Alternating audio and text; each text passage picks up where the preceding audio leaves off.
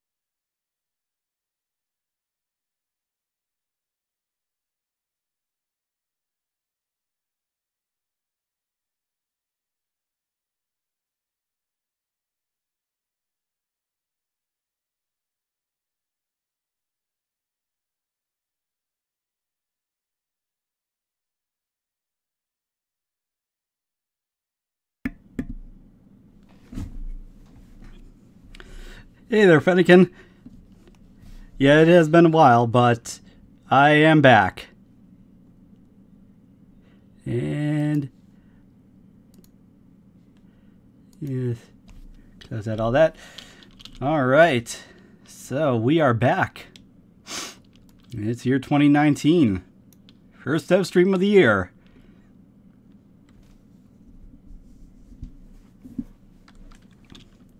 But anyways, I have been a little busy on the visuals department.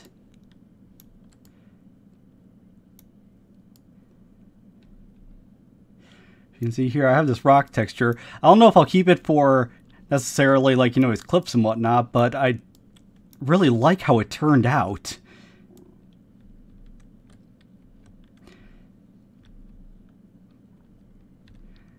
And this is just on here using triplanar coordinates. And there's also some normal mapping and of course the rim light to it. And you can also see how it kind of gradually eases into the grass texture on top here. There's even a little bit of some waviness here.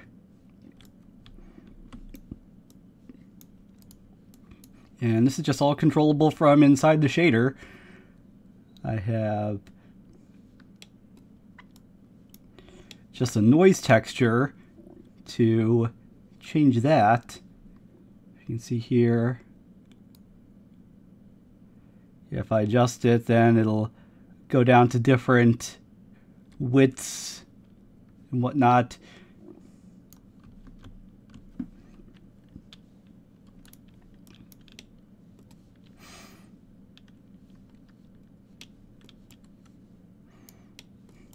And then it's also the same thing down here, which I literally just finished kind of perfecting it. Like I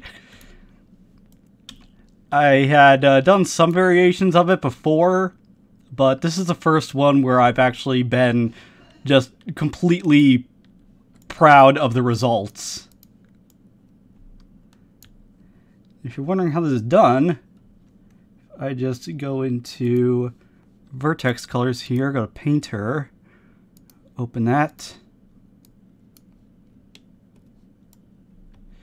If I'm to set this to say white, you can see here wherever I'm adding on this white vertex color, it then also spreads out and creates this.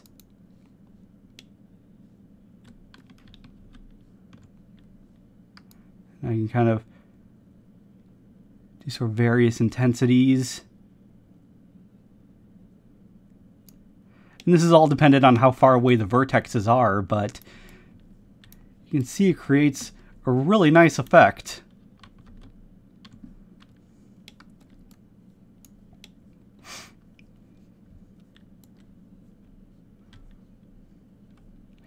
Yeah, I had been trying various different versions of this. I had one where the transition between the two was more solid, but I wasn't as much of a fan of that. And unfortunately, it took me forever to figure out how to get it to be sort of this nice smooth transition.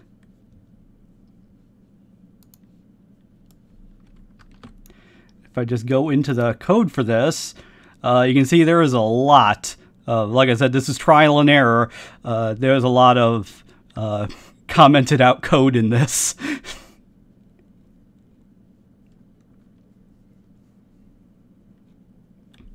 But just essentially, I go about doing the whole triplanar mapping like usual.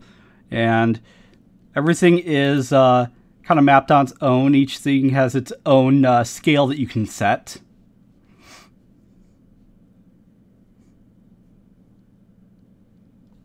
So if, say, like, I just wanted the rock here to be, a little bit smaller, then I can just drag this up, and boom.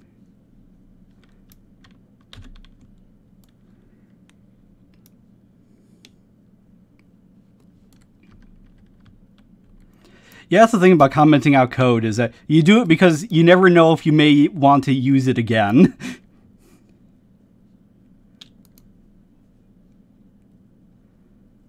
But yeah, it does all this. It maps out the noise texture as well. And then right here I have this variable I call true noise. And this is done by getting the dot product, which I still don't know exactly what that is, but it worked. And it just takes the vertex color, which is this in color.rgb that you see.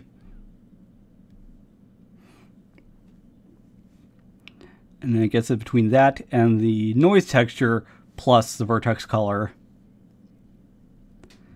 And then just to get the finished product, it does a linear interpolation between the main texture, the second texture, and it just uses the true noise as the value for that. And then same thing here with the normal maps. Sorry about that. I think I'm coming down with something.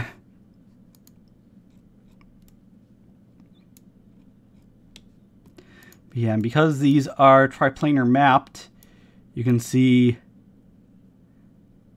if you move the object, then the texture is also changed to fit it. You know, and you can also scale it up and down, and the texture will remain. It's the same scale to it.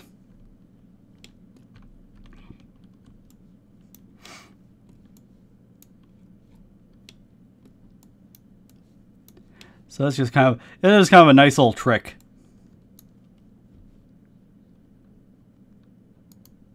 And then right here in Blender, I have the actual models, and you can see here this is in the vertex paint mode, and you can see how it is. It's just got the black on top where the grass will be, and then, you know, white where the rock is.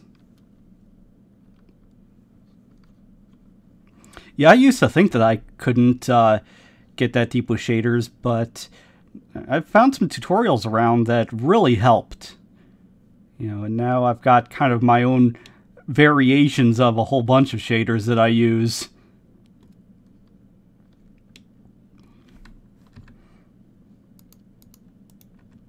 Yeah, if I go into this as well. And yeah, again, you can see the same thing.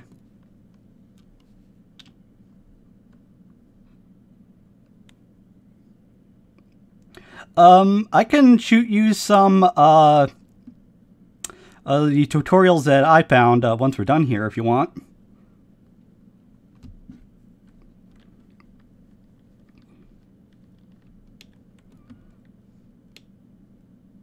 Because this is kind of a variation of a shader that I'd found.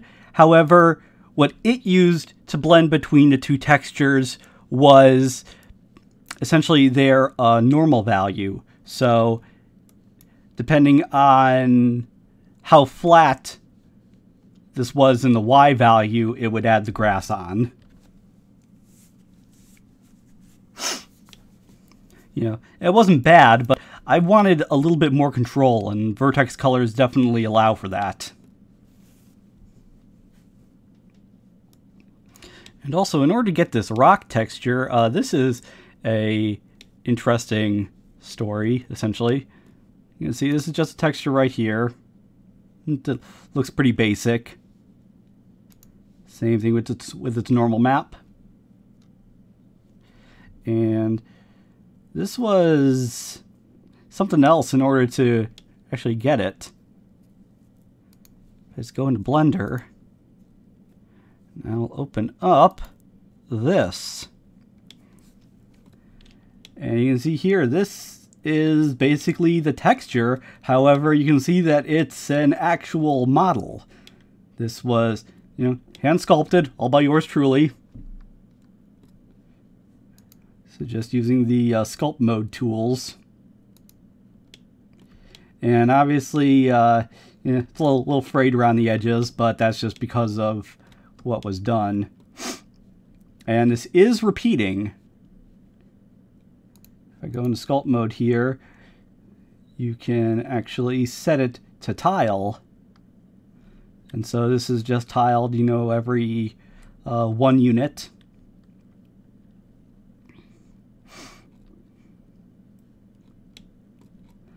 But yeah, you can see here, this looks rather nice. And some of the less savvy among you may be thinking that, you know, why didn't I just use this instead of, you know, creating a texture out of it? And that's because... Oop, hold on, I don't have the right thing selected. There we go. This. See this? Notice how it all went black? That's because all that black is the vertexes in it. Yeah, if I was to use this in game, yeah, I don't even think that my GTX 980 would be able to handle this.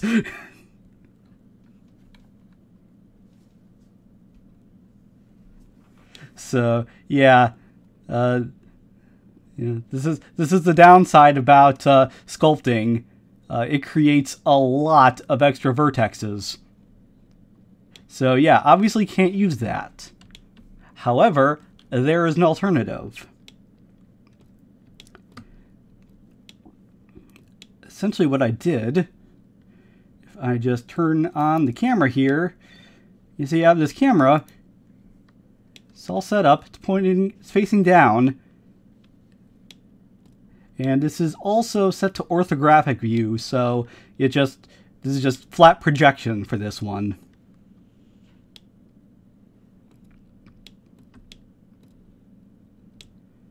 And then also, if I go into material, I have this material, this is set to shadeless. And also under textures, I have this texture type. Instead of using an image, this is called a blend. And this just goes between white and black. And it does so based on the Z coordinates, which is essentially the height. So you can't see anything right now. And also if I go into material, yeah, it doesn't show anything either. See, the magic happens when you actually render it. If I go into here, click render.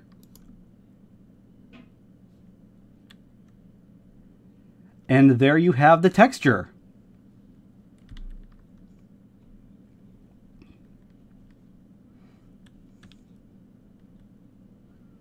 So yeah, it's pretty handy.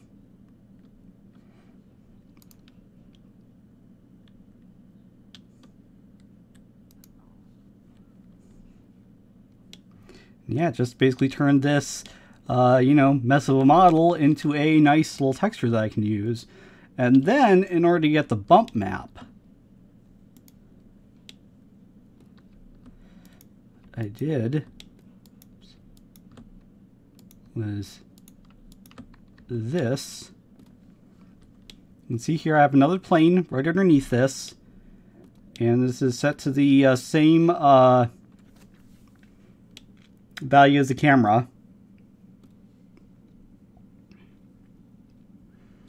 And if you go under here to bake, you have an option for normals. And right here, I clicked on selected to active. So essentially, if I press bake, it should. There you go. Basically what this does is this just creates a normal map out of the height information.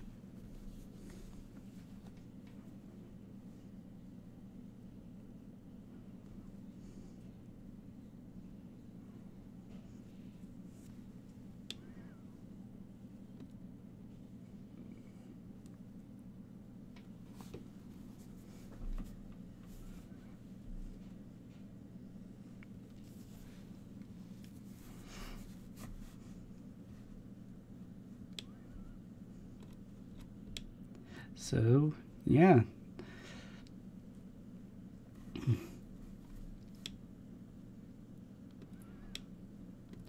can see that this was able to take this just gigantic mesh and then just turn it into something usable.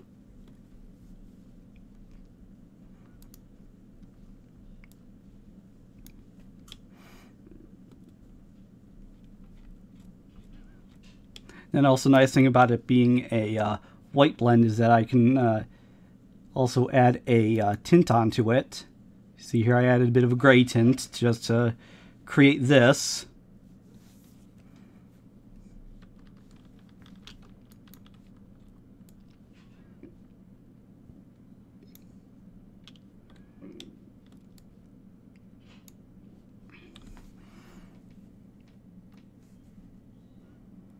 So yeah, as you can see, this took some doing, but I did it.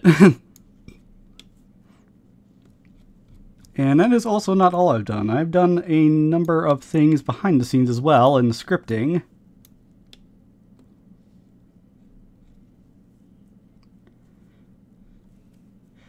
If we go onto the model, you can see here I now have this script here, which is just AI prefs. And right now you see this is set to semi-auto. There's also all these, automatic and manual. And this is essentially just the combat style that you want to use. And if you've ever played the Tales series before, then these terms for it should be pretty familiar.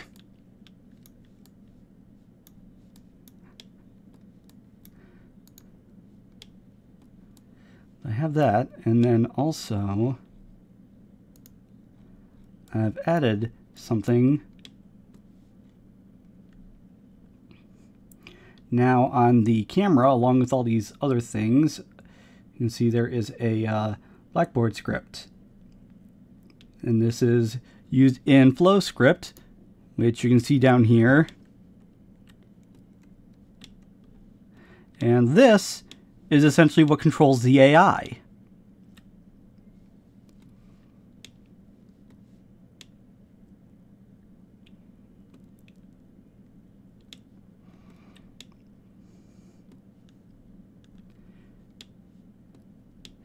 You see there's a whole bunch of things in here, whole lot of variables. But let's save this and actually go in game here.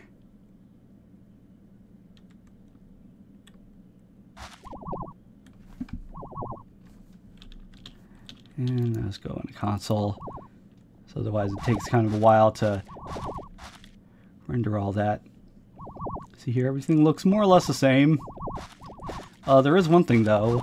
Now if you get far away enough from the enemy's spawn point, you can see they deactivate. And then if you go back in, they return.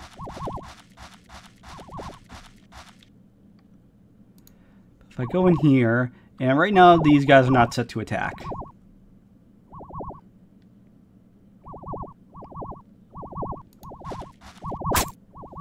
So yeah, this is just standard. You see I'm moving around here, and then if I just click the attack button from anywhere, as long as I'm locked on, they'll start moving in, and then once you're in range, you swipe. So, same thing you've seen this entire time. But now, I go onto my character,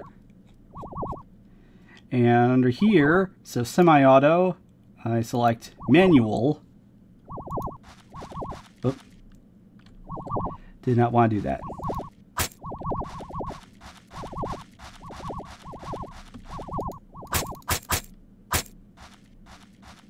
Yeah, you can just see that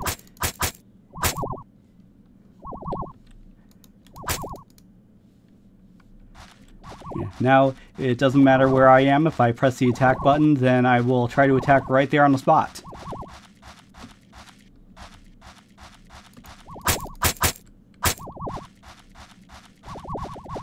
And also now there is a little bit of a boost system in play. if you hit the attack button and you are not exactly in range of the enemy, then there's a little bit of a kind of the essentially the movement of the attacks is multiplied a little bit. So that's why on that second hit you kind of zip forward a little bit when you're away from them.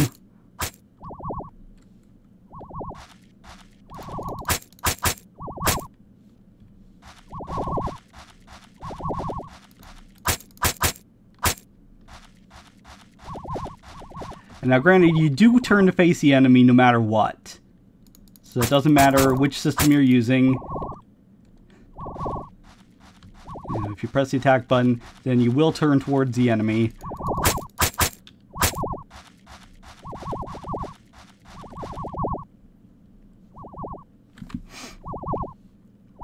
But you see that this is a rather big difference. Now you actually have some choice in how you want to play.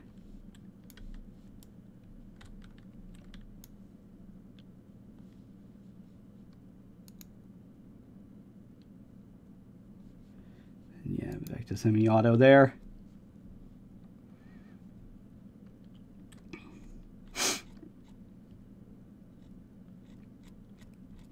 And this script right here is very simple.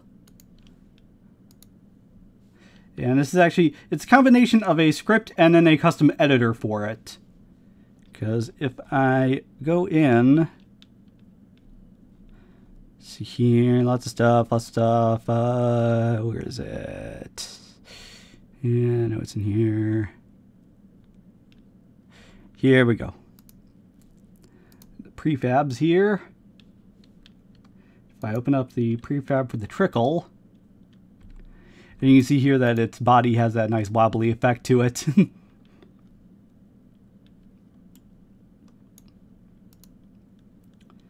But if I go on here, you see here, this control type is set to automatic, and now all these other options here have been shown. So if I switch it back to semi-auto or manual, they don't show up. But under fully automatic, you get all these extra options, and automatic is just pure AI, essentially. So you can have the option for idle action. In this case, they just wander around sort of aimlessly. And then also you can set how long you want the delay to be. You can have it be fixed or a random number between 2. And then also there's a stopping distance involved. And that's just essentially the distance from the random point that's selected when they're wandering that they'll stop at.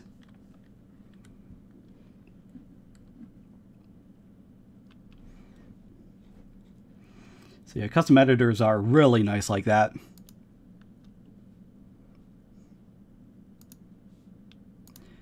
Now what? Cute changes on that, if at all.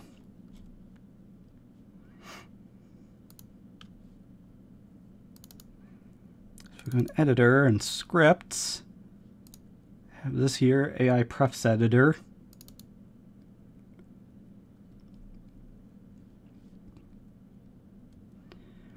And then you can see here, just depending on which of those enums that you choose, some additional options may or may not open up for you.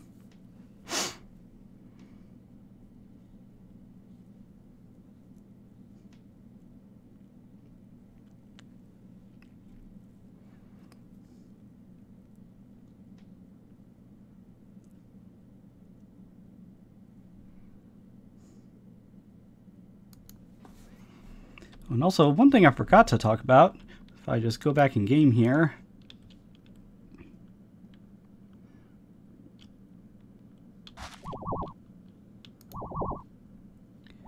and if I just wait for this to perk up and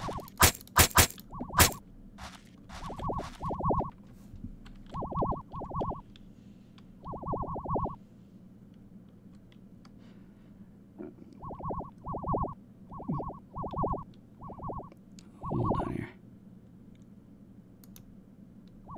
Okay, if I go into character right here, you can see there are these slash effects that were created when I was attacking, and now they're turned off here.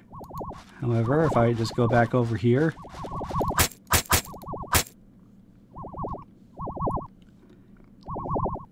and this is just a little trick. This is a little trick. It's essentially, this is called object pooling. It's just a little performance enhancement. They don't start out there. They are instantiated the first time that you use them, and then after that, they're kind of put into a database, sort of.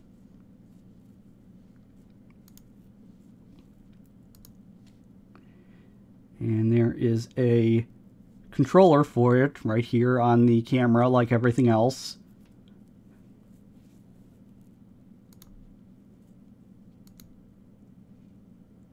Essentially, anything important that I want to be carried between scenes, I attach it onto the camera.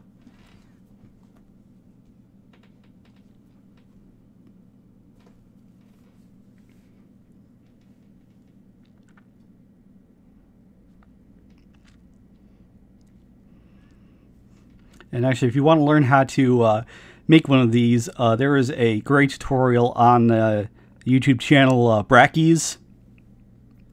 They have an entire video about how to do object pooling, and it's really handy. And this is kind of my own variant of it, where it just, first it searches for if the thing that you're trying to load exists, and then if it doesn't, it instantiates it, and if it does exist, then it just grabs one of the ones that's not used.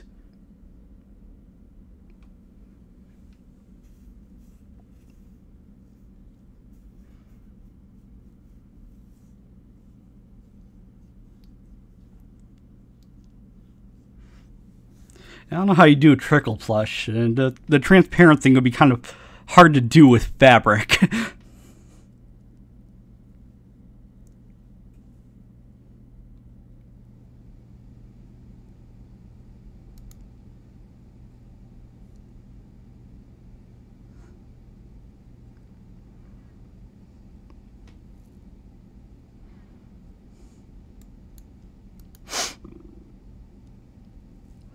Let's see here. What else? What else?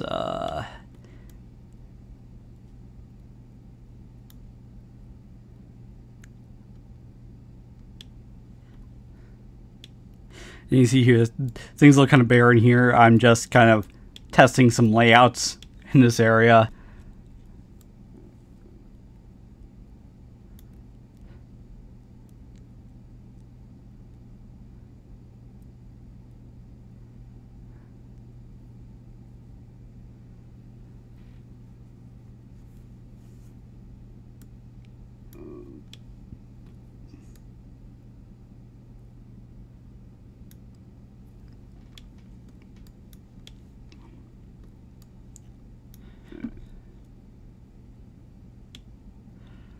Actually, I can say that the way the toon shading is done on these environment objects is slightly different than how it's done on the characters.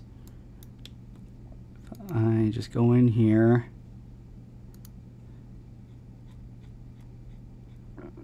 I go into the lighting ramp.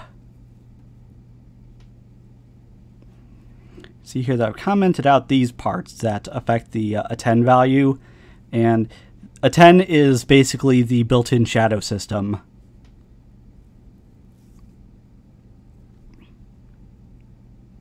So this does not affect the shadow value any, because when you affect the shadow value on some large objects like this, it kind of runs into some weird things with certain lights. Like, directional lights work just fine, but things like spotlights create these like really weird effects. However, it's like just fine on the characters for some reason. If you go into here, this one does affect the attend value. And this is just a standard shader that I use for the characters. And if you wonder what it does, it's what allows for kind of some differences in shading. You can see here that you have, the really bright value and a really dark value. However, behind here you also have kind of a lighter value, and that is entirely because of the shader and because I affect the attend value. So if you drag him under shadows here, now you get a darker color right here, but there's still a variance between them, which is exactly what I wanted.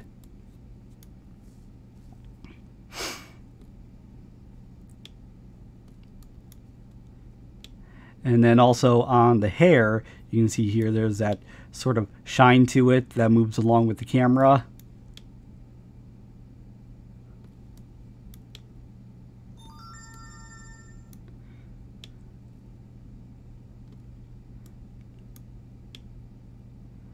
And yeah, the hair is its own custom shader, but uses essentially the same thing as the normal one that I'm using.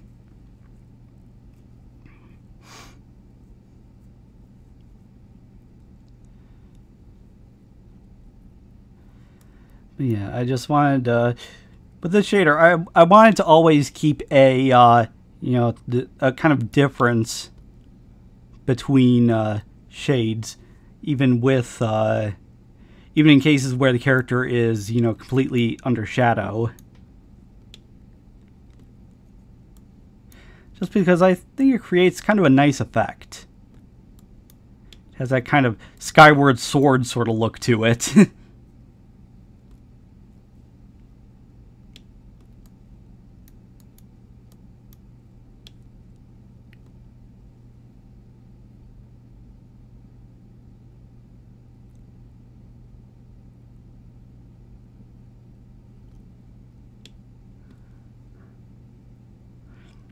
Actually, it's okay. I'm probably going to be cutting the stream about here. Not really much else to go over. Just all these things that I've been up to and doing.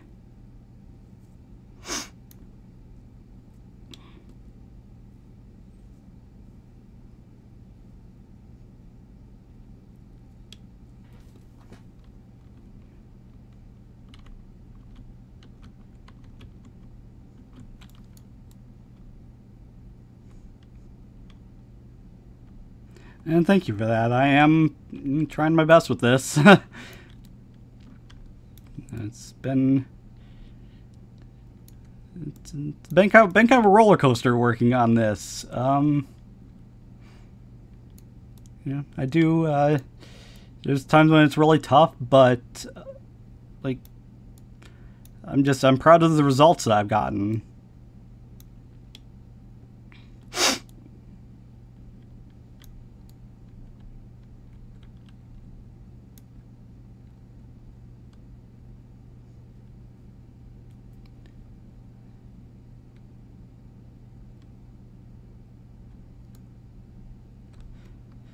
Yeah,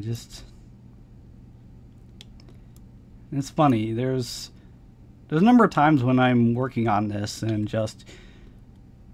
it'll feel like something I'm trying to do is just impossible. Like it just can't be done. But it's like every time I think that, I always manage to work through it. So this has been kind of a way to build confidence. So now every time that I think that I can't do something, I just remember all the other times that I thought the same thing and how I proved myself wrong every time.